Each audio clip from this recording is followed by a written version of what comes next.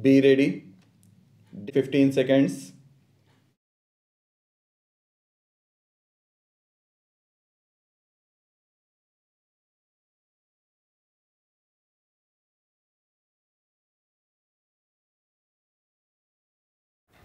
A very eventful year has just passed.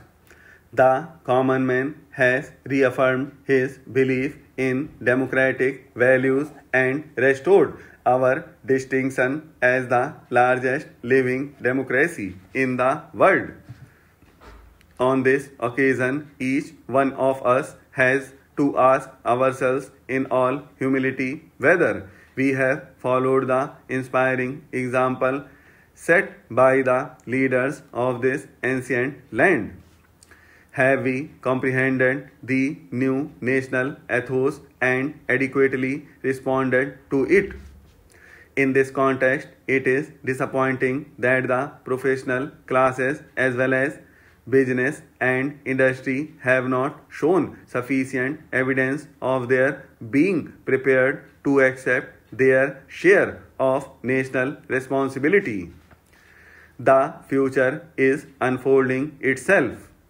What are our immediate preoccupations and aspirations for the future? The coming elections to the state assemblies afford an occasion for all political parties to prove their dedication to democracy and cleanliness in public life. What is important is not the result but how it is achieved. The campaign must be conducted with dignity only on the basis of clear-cut programs and policies. Once again, our voters will have the option of choosing not their masters but their servants. We must in the past prove ourselves a mature people pledged to the processes of democracy and the democratic way of life. Our people should be enabled to exercise their franchise without fear or hindrance. My government will guarantee this the basic birthright of every eligible voter. Let the free will of the people prevail and all will be well whatever the result. This is my firm belief. Many problems loom large on the horizon. We must face them with courage and self-confidence. Some frustrated and desperate elements in our society today are determined to scuttle the principles of our democratic way of life and destroy the very fabric of our secular society. While every one of us is entitled to freedom of expression in appropriate forums, no one should be permitted to drag each and every issue to the streets, excite dormant passions, advocate disrespect for law and order, and incite violence. Such a policy of unwarranted confrontation backed by provocative action on the slightest pretext is a challenge we as citizens of a free country need to face with determination. Let not a few misguided and disgruntled sections of society imagine that they can hold the rest of us, the law abiding citizen, to ransom. This will not be allowed. The post emergency climate has been congenial for reconciling fundamental freedoms and open society with egalitarianism and social justice. This is the first Republic Day with which my 10-month-old government is associated. Let us not judge them hastily. Let us rather take note of what has been achieved. It has resorted to public life the essential attributes of a mature democracy. On the economic front, my government has sought to concertize the Gandhian concept of employment-oriented rural development and to bridge the socio-economic disparity between the urban and the rural areas. For the first time since independence, our political life is not dominated by one monolithic political party. Today, men of good conscience but with varying shades of political opinion are working together for the good of the nation. This is in itself a great achievement. Let us not isolate and exaggerate honest differences of opinion and unwittingly perhaps undermine the principles of collective responsibility on which good government is based. For once in our history, we stand united as a nation. India is one country and Indians are one people.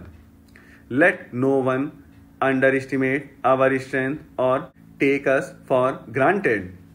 Our continued progress on the agricultural front and our determination to reach the benefits of plant development to the rural areas and to the economically weaker sections of society will better the quality of life of millions of our countrymen. This requires resolute political will and determined administrative action. To our sound and broad-based scientific and technological achievements which have been acknowledged all the world over, we have handsomely coupled research and development to take care of the future.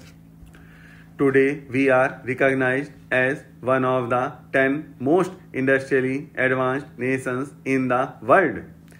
India's very significant manpower contribution to the United Nations pool of technical and administrative talent and experience is matched only by our bilateral technical assistance programs to our friends in Africa, Southeast Asia and West Asia. While we may take justifiable pride in these achievements, we must guard against complacency in thought and action. On the other hand, we must forge ahead with hard, dedicated work and the determination to succeed not only as individuals but as a nation. Our administration, relieved of its recent traumatic experience, is fortunate to have firm, dynamic political leadership. The younger generation who join the various services which compose the broad spectrum of the administration are idealistic, motivated, and have the capacity for hard work. Let us forge out of these qualities a result-oriented instrument to implement our plans for the future and to build the India of our dreams now onwards. An integrated national education program, the Sarv Shiksha Abhiyan, has been launched for universalizing elementary education and a national mission constituted with the Prime Minister as chairman. The program aims to provide 8 years of quality elementary education for all children up to the age of 14 years in a mission mode with a thrust of community ownership, disadvantaged group and girls quality education and alternative modes of education. All existing schemes on elementary education will converge with this scheme after the 9th plan and it will cover all districts in the country by March next year. We are determined to maintain and strengthen our competitiveness in the field of technology education. A task force set up for this purpose under the HRD Minister has made wide-ranging recommendations to upgrade and expand this area of education. The Roorkee Engineering College will be upgraded into an IIT and funding for IIT Guwahati has been stepped up to ensure its early completion.